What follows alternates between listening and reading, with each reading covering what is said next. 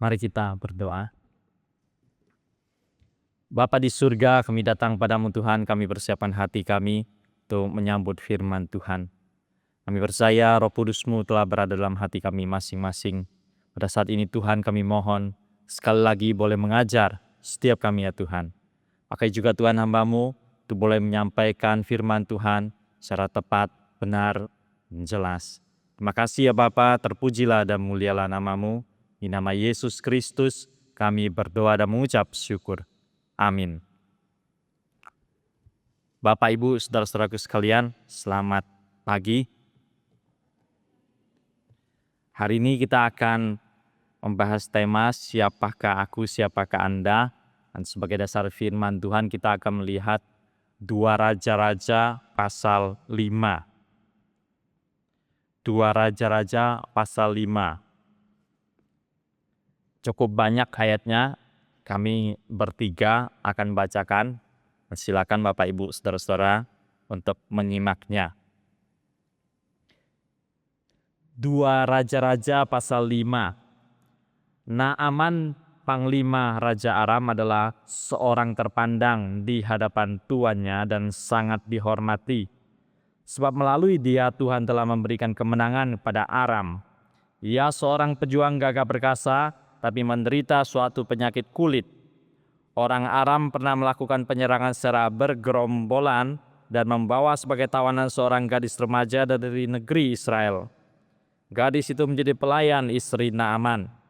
Ia berkata kepada nyonyanya, "Sekiranya tuanku menghadap nabi yang di Samaria itu, tentulah nabi itu akan menyembuhkan dia dari penyakit kulitnya."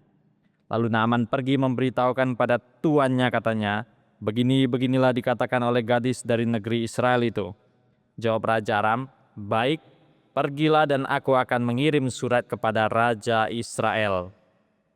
Naaman pergi dengan membawa 10 talenta perak, 6.000 shikel emas, dan 10 pakaian ganti.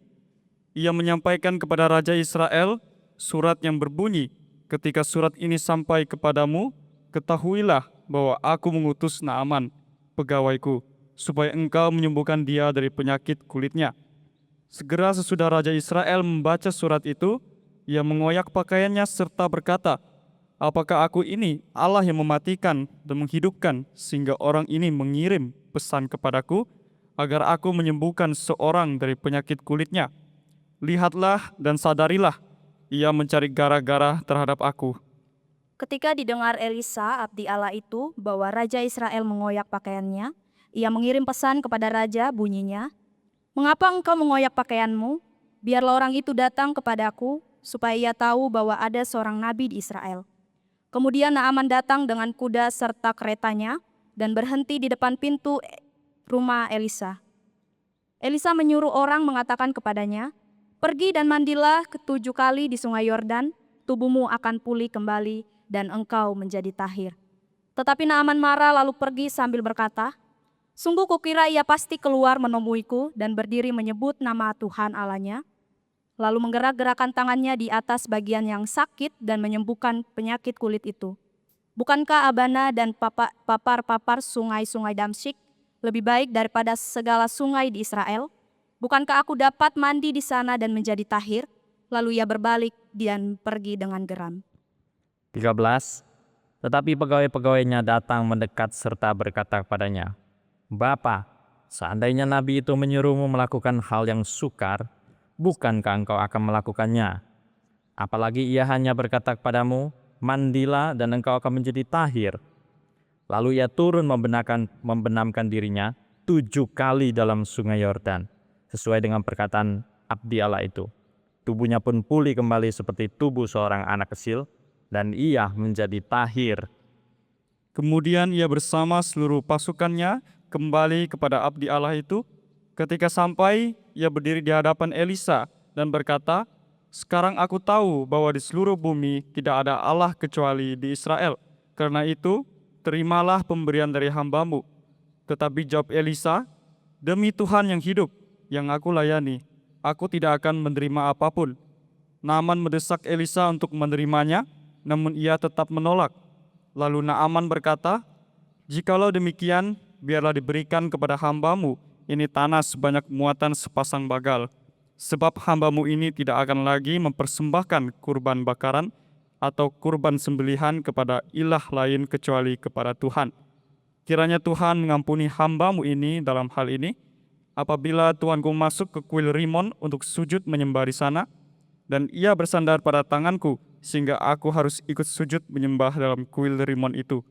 Kiranya Tuhan mengampuni hamba-Mu ini dalam hal itu. Kata Elisa kepadanya, pergilah dengan selamat.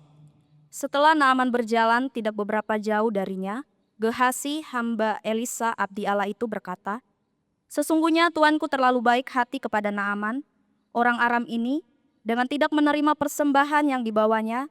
Demi Tuhan yang hidup, sesungguhnya aku akan berlari mengejar dia dan akan menerima sesuatu darinya."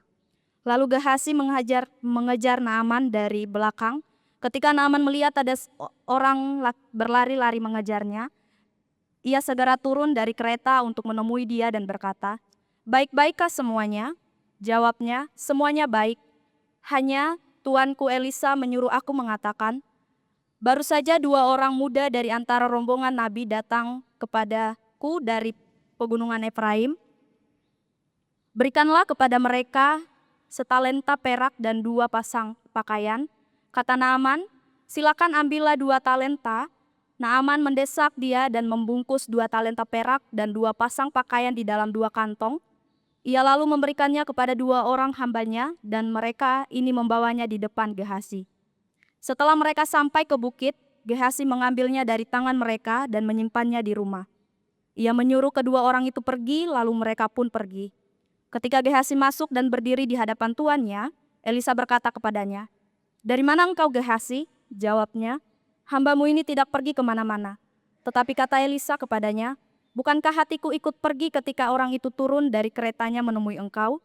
Inikah saatnya untuk mengambil perak dan memperoleh pakaian, kebun zaitun, kebun anggur, kambing domba, lembu, budak laki-laki dan perempuan?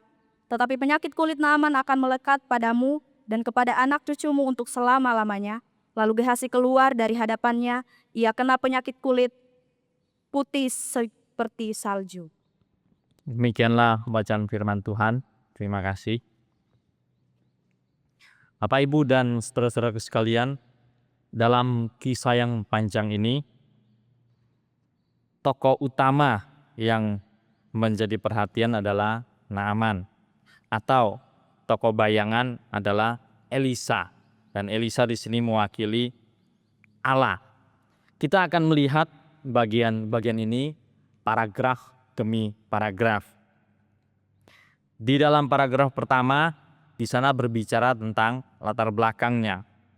Orang Aram pernah keluar berperang dan mereka membawa tertawan seorang gadis dari Israel. Gadis itu menjadi pelayan pada istri Naaman. Tampaknya ada interaksi yang baik antara istri Naaman, keluarga Naaman dengan gadis ini. Sampai pada suatu hari, maka pelayan dari Israel ini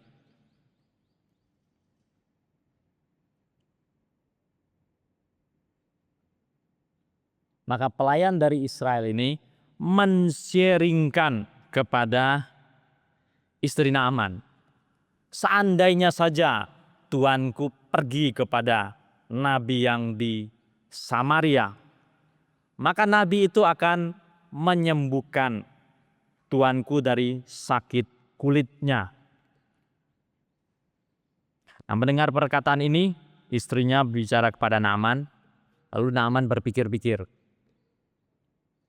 Sudah banyak tempat mereka pergi dan juga sudah banyak tabib-tabib mereka cari, juga sudah banyak perdukunan dan apapun mereka cari, walaupun tidak ada hasilnya.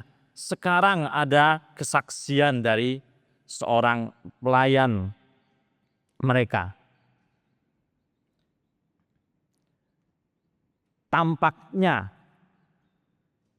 gadis pelayan ini bukanlah seorang yang egois.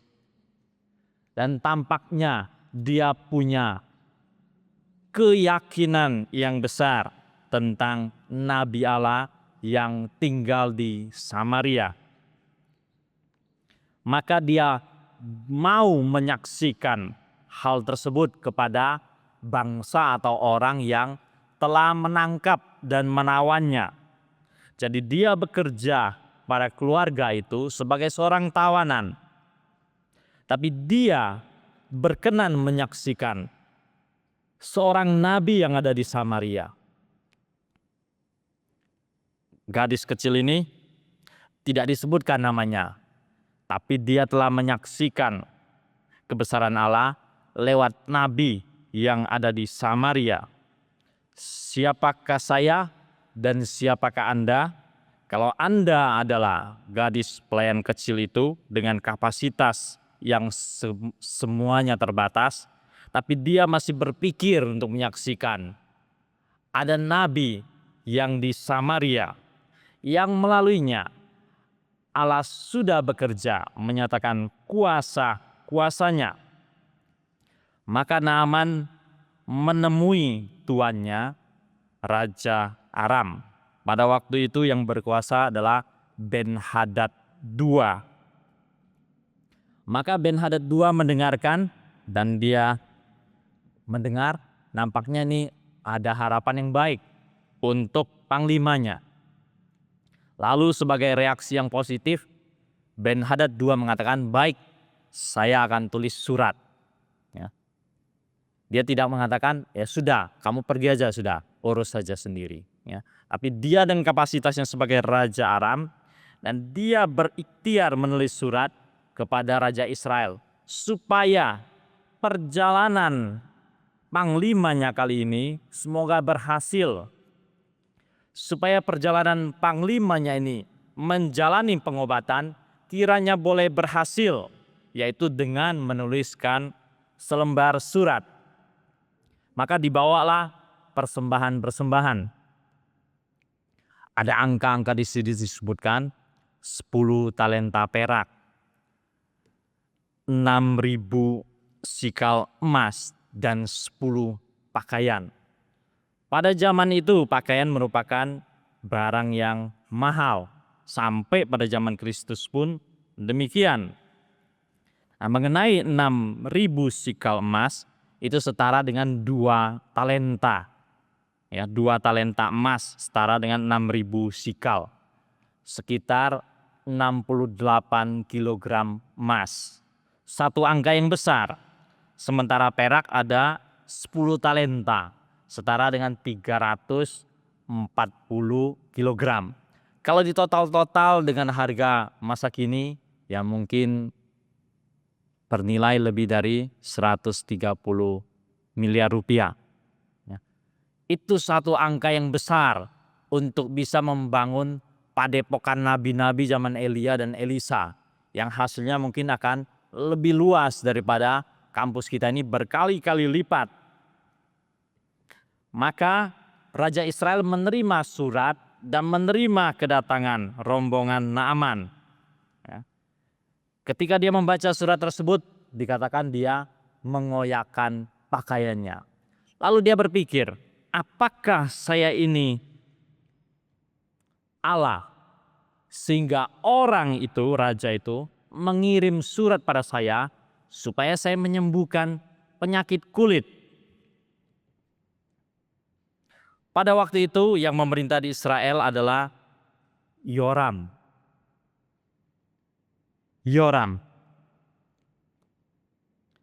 Sebagai raja pada umumnya, ya.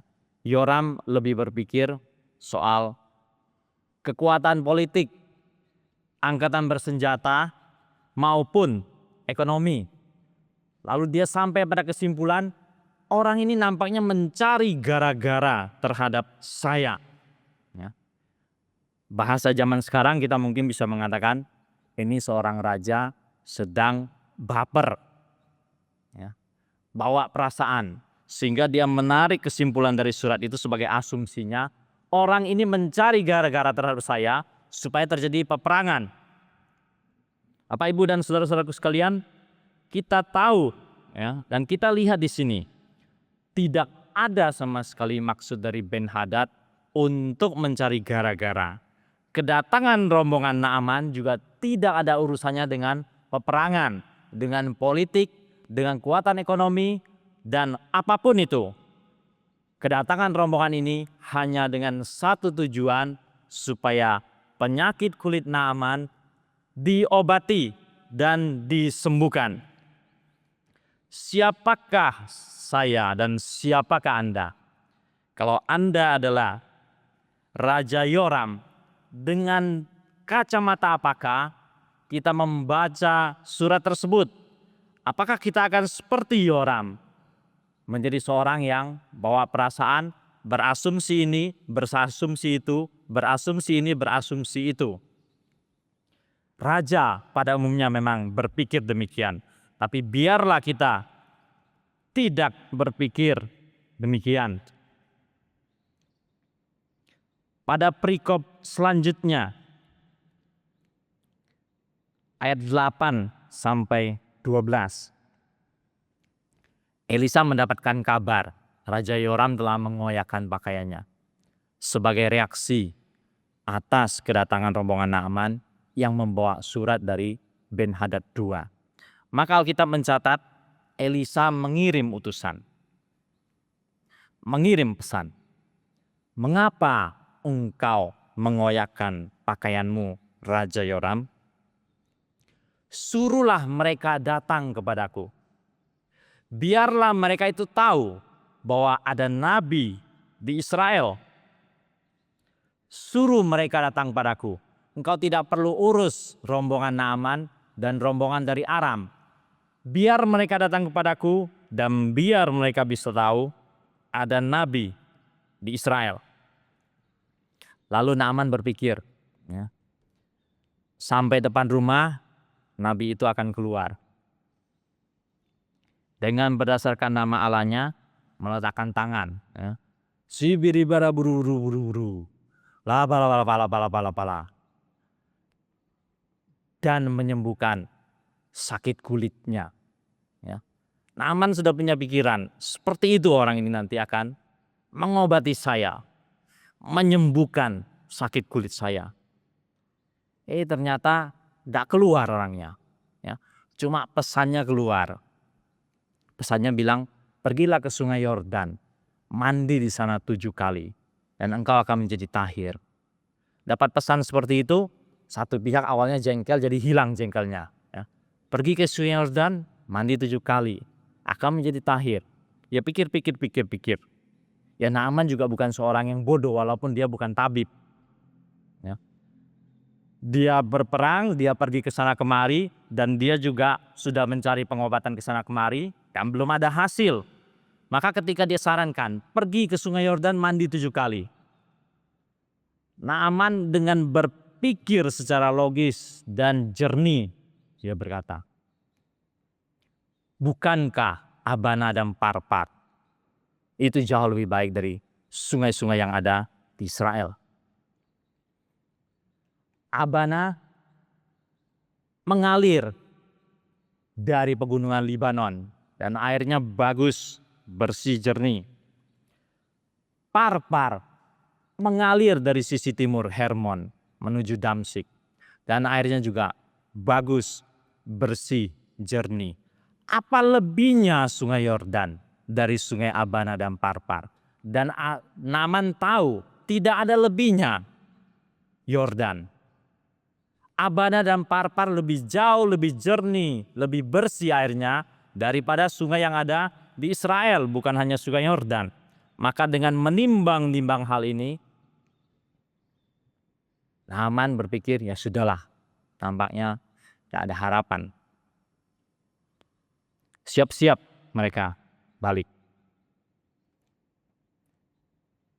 Di tengah-tengah berpikir demikian, maka bawahan-bawahan Naaman berkata, Bapak, bukankah Nabi itu menyuruh engkau mengerjakan sesuatu yang gampang, mudah? Kenapa engkau tidak melakukannya? Kalau dia menyuruh engkau melakukan sesuatu yang sulit, bukankah engkau akan melakukannya? Bawahan-bawahan Naaman pasti sudah mengiringi tuannya ke sini ke sana, tabib ini, dukun ini, dokter ini, dan tidak ada hasilnya. Dan sekarang hanya sebuah perintah yang mudah, yang sederhana. Maka dengan masukan-masukan dari bawahannya, akhirnya Naaman mau juga mengerjakannya. Siapakah aku dan siapakah Anda?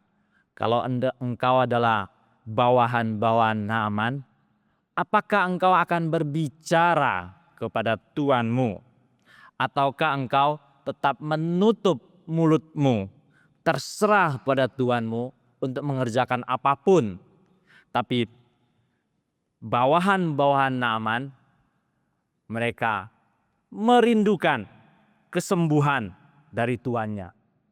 Ayo coba satu perintah yang sederhana yang mudah. Kenapa kita tidak coba? Berbagai-bagai tempat kita sudah pergi, kenapa yang sederhana ini kita tidak coba? Dengan itulah mereka menjalankan tanggung jawabnya, dan itulah yang berbagian juga dalam keseluruhan pasal 5 dari 2 Raja-Raja. Maka kemudian Naaman betul-betul pergi ke Sungai Yordan. Dia mencemplungkan dirinya mandi di sana, dan Alkitab juga mencatat 7 kali. 7 kali dia mandi di sana, dan hasilnya dia melihat penyakit kulitnya sembuh. Kulitnya menjadi seperti kulit anak kecil. Alkitab tidak mencatat di sini sukacita dari Naaman ataupun sukacita dari bawahan-bawahannya. Tetapi hal itu sudah pasti. Maka sebagai reaksi atas itu, Naaman tidak jadi pulang. Balik lagi mencari nabi yang ada di Samaria. Naaman seorang yang sudah menjalin pengobatan dan tahu cara pengobatan ini dan itu yang tidak ada hasilnya selama ini. Dan sekarang dia melihat air Sungai Yordan yang tidak lebih bersih dan tidak lebih jernih daripada Abana dan Parpar, tapi bisa menyembuhkan penyakit kulitnya. Jadi ini bukanlah persoalan air, juga bukanlah persoalan sungainya, tapi ini persoalan nabinya dan persoalan orang yang berada di belakang nabi itu, persoalan kuasa yang berada di belakang nabi itu, persoalan perintah dari yang dipuja oleh nabi itu, itulah yang mestinya menyembuhkan sakit kulitnya. Maka dia berbalik kepada Naaman. Sekarang meminta supaya nabi itu menerima pemberian-pemberian. Alkitab mencatat Elisa menjawab dia tidak bisa menerima apapun, ya, tidak bisa menerima apapun. Dalam hal mencari tabib, maka setelah mengobatin tidak ada jaminan kesembuhan pun bisa menerima. Ya. Dalam hal pergi ke dukun, demikian juga halnya, belum ada hasil bisa menerima. Ya. Tapi ini sudah ada hasil, dan Elisa mengatakan, aku tidak bisa menerima apapun. Setelah didesak-desak, tetap saja Nabi Elisa tidak menerima. Malah sekarang berbalik, ya, berbalik. Bukan Elisa yang meminta sesuatu, bukan Elisa yang menerima sesuatu, tapi sekarang Naaman mengajukan permintaan. Aku ingin meminta tanah 1 bagal. Apa pentingnya ini? Tanah 1 bagal akan dibawa kembali ke daerah mereka. Nanti di sana akan membangun pemujaan pada Yahweh Elohim Israel. Dan permintaan itu dituluskan. Satu lagi, Naaman berkata, dalam hal kalau tuanku Raja Ben-Hadad II setiap kali pergi menyembah ke kuil Rimon, dan ketika aku harus mendampingi dia, maka ketika dia sujud menyembah, aku juga akan sujud menyembah. Dan Naaman berkata, kiranya kalau hal itu masih harus terjadi, kiranya aku diampuni, ya, kiranya aku dimaafkan oleh Yahweh Elohim Israel. Dalam hal aku harus terpaksa mendampingi Ben-Hadad II untuk sujud menyembah kepada Rimon. Jawaban Elisa adalah pergilah, ya, dengan selamat. Tidak ada di situ jawaban iya maupun tidak, tapi secara umum kita mengartikannya sebagai diluluskan permohonan itu. Maka sekarang rombongan Naaman bisa pulang dengan hati yang tenang. Penyakit kulit sudah disembuhkan. Dan mereka bisa kembali bekerja sebagai tentara dan lain-lain. Maka ketika rombongan itu meninggalkan Samaria, meninggalkan Israel, Alkitab ternyata tidak berhenti sampai di sana. Kalau berhenti sampai sana sebenarnya satu hal yang indah, ya. Sudah mencapai klimaks, yaitu seorang yang sakit kulit pada akhirnya setelah menemui Nabi di Samaria, sakit kulitnya sembuh. Kulitnya menjadi seperti kulit anak kecil yang mulus dan bersih.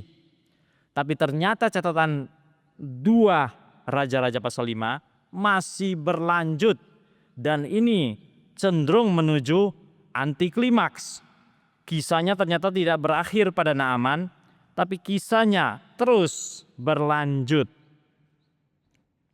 Dikatakan bahwa Gehazi berpendapat ini Nabi Elisa terlalu segan, ya, sampai tidak mau menerima pemberian ini, terlalu baik hati.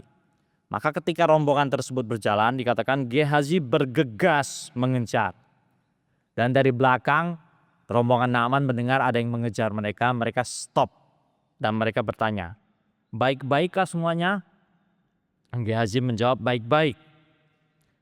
Baru datang 2 orang nabi dari pegunungan Efraim. Dan Tuanku mengatakan, berikanlah pada mereka 1 talenta perak dan 2 pasang pakaian. 1 talenta perak.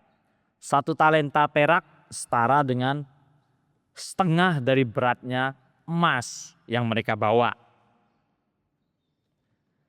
Tapi tentu harganya tidak lebih tinggi dari 2 talenta emas atau 6.000 sikal tersebut. Maka karena permintanya 1 talenta perak, sementara yang dibawa adalah 10 talenta, Naaman berkata, ambillah pakaian 2 pasang, dan ambil jangan hanya 1 talenta tapi 2 talenta. 68 kilogram dengan harga perak zaman sekarang. Sekarang harga perak, emas dan lain-lainnya sedang naik gila-gilaan oleh karena perang di Timur Tengah, perang di Ukraina dan lain-lainnya. Dengan harga sekarang maka itu kira-kira setara dengan 68 kilo 68 kilo kali sekitar 100 juta. Ya.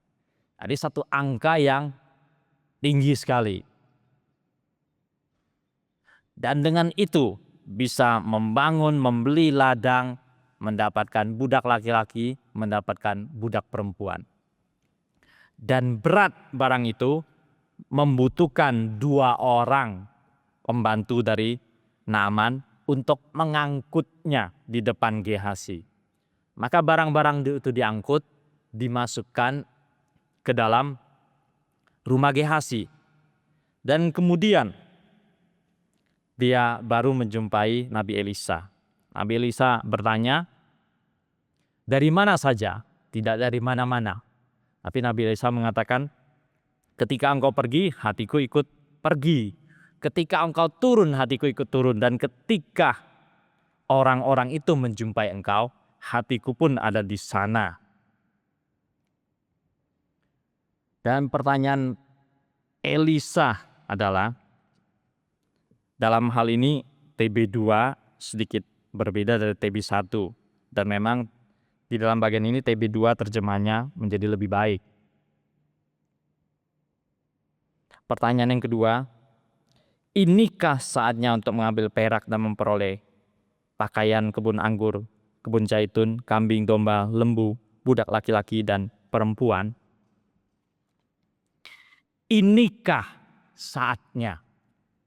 Ya, jawabannya adalah bukan ini saatnya. Inikah saatnya untuk mendapatkan harta benda dan membeli budak laki, budak perempuan, membeli lembu, kambing, domba, membeli kebun anggur, kebun zaitun, membeli pakaian? Bukan ini saatnya. Elisa tidak berkenan menerima pemberian dari Naaman, tapi Gehazi manfaatkan kesempatan dengan mengarang cerita dari Elisa sehingga diberikan beberapa di antara barang-barang itu. Tapi ini bukanlah saatnya. Karena dalam pemikiran Elisa, menerima pemberian dari orang bernama Naaman itu bisa dipahami sebagai konsep menerima pemberian-pemberian bagi para tabib-tabib dan bagi para dukun, di mana mereka bekerja hanya sebatas menerima materi. Oleh karena itu, bukan ini saatnya. Ini bukan saatnya. Dalam kapasitas Elia yang memikirkan nabi-nabi yang lainnya, dengan menerima semua pemberian itu, hidup mereka akan sejahtera dan mereka akan terjamin. Tapi Elisa melihat bukan ini saatnya. Ini bukan saatnya. Dan Gehazi memanfaatkan kesempatan itu dengan mengarang cerita sehingga permintaan dia mudah sekali diluluskan.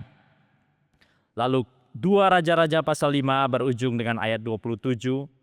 Naaman telah sembuh dari penyakit kulitnya. Akan tetapi Gehazi kena sakit kulit. Bahkan juga dikatakan sampai anak cucunya. Hal ini menarik untuk kita teliti lebih jauh di kesempatan lain. Kisah ini berakhir dengan antiklimaks. Tokoh utama adalah Naaman, tetapi tidak berakhir pada kesembuhan Naaman, tapi berakhir dengan antiklimaks, yaitu berakhir pada kejadian yang menimpa Gehazi. Siapakah saya dan siapakah Anda? Kalau kapasitas kita adalah seorang budak perempuan yang bekerja pada istri Naaman, dia telah bekerja dengan baik, bahkan menyaksikan kebesaran Allah lewat nabi yang ada di Samaria. Siapakah Anda dan siapakah saya kalau kita adalah Raja Yoram? Ya. Apakah cara berpikir kita hanya terpatok pada bawah perasaan sehingga mencari gara-gara? Ataukah kita bisa melihat ada satu hal yang sedang dicari oleh Naaman dan Raja Ben-Hadad II, mencari kesembuhan untuk penyakit kulit. Dan jawaban untuk itu ada pada seorang nabi yang tinggal di Samaria. Apakah kita bisa berpikir ke sana atau kita hanya berpikir pada kekuatan tentara, kekuatan politik, kekuatan ekonomi? Siapakah saya dan siapakah Anda? Kalau kita adalah pembantu-pembantu Naaman, apakah kita akan membiarkan dia, suka-suka dia, tidak mau ya sudah, kita pulang, berjalan cepat-cepat pulang? Ataukah kita mau membuka mulut dan berkata, memberikan masukan supaya dia mengerjakan apa yang mudah itu? Siapa tahu ada kesempatan kali ini supaya sembuh dari penyakit kulit. Dan siapakah saya, siapakah saudara? Kalau kita adalah Naaman, apakah kita akan berhenti kemudian pulang ke rumah? Ataukah kita akan berpikir lebih jauh, mencoba seperti yang diperintahkan oleh nabi dari Samaria itu? Dan hasilnya, air sungai Yordan yang tidak lebih jernih dan tidak lebih bersih dari Abana dan Parpar, pada kenyataannya telah menyembuhkan penyakit kulitnya. Ada sesuatu di balik perkataan nabi dari Samaria itu. Ada kuasa di belakang nabi dari Samaria itu, sehingga penyakit kulit ini bisa disembuhkan. Sampai pada pemikiran itu maka Naaman mulai hari itu dan seterusnya dalam hidupnya, dia tidak akan lagi menyembah Elohim lain. Dia hanya menyembah Elohim yang disembah oleh umat Israel, yaitu Yahweh, dengan membawa satu bagal tanah pulang ke tanah airnya. Siapakah saya dan siapakah Anda? Kebanyakan dari kita pada akhirnya nanti kita akan menjadi Gehazi. Kita lulus dan kita pergi ke gereja-gereja, kita akan menjadi Gehazi. Ada orang-orang jemaat yang kita layanin, dan juga ada tuan-tuan atau gembala-gembala yang dimana kita bersama-sama dia bekerja melayani. Kalau kita adalah Gehazi, maka pertanyaannya adalah, apakah ini saatnya untuk membeli pakaian, membeli kebun anggur, membeli kebun zaitun, membeli kambing domba, membeli budak laki-laki dan budak perempuan? Biarlah kita tidak melakukan seperti yang dilakukan oleh Gehazi. Bapak, Ibu, dan saudara-saudaraku sekalian, hari itu Naaman pulang dengan kemenangan. Dia menang bersama Kristus, menang bersama Yahweh. Tapi hari itu antiklimaks, Gehazi pulang dengan kemenangan dunia, dengan penyakit kulit. Naaman pulang kemenangan bersama Kristus, bersama Yahweh. Tapi Gehazi pulang dengan kemenangan bersama dunia. Siapakah saya dan siapakah Anda? Apakah Anda mau menang bersama Yahweh, bersama Kristus? Ataukah kita mau menang bersama dunia? Amin. Mari kita berdoa. Bapa di surga, terima kasih ya Tuhan untuk kebaikan Tuhan. Hari ini kami boleh merenungkan kisah penyembuhan dari Naaman. Banyak hal kami pelajarin Tuhan. Tuhan pimpin, Tuhan tolong setiap kami. Kami punya kapasitas yang berbeda-beda dalam pekerjaan di tengah masyarakat, di dalam rumahmu, dan di tengah-tengah masyarakat. Tuhan pimpin, Tuhan tolong kami untuk menjalankan setiap kerjaan tanggung jawab kami Tuhan dengan tepat, dengan benar, seturut dengan kehendak Tuhan. Biarlah kami terus mencari-cari kehendak Tuhan, kami mau hidup di dalamnya. Kami rindu Tuhan, kami menang bersama Kristus, menang bersama Yahweh, dan bukan menang bersama dunia. Ketika ada banyak hal merongrong kami, menggiurkan, dan biarlah kami mau berpikir lebih jauh Tuhan. Kami mau tetap berjalan bersama-sama Engkau. Tuhan pimpin, Tuhan tolong, Tuhan mampukan setiap kami. Terima kasih Bapa di surga, terpujilah dan mulialah nama-Mu. Di nama Yesus Kristus kami berdoa dan mengucap syukur. Amin.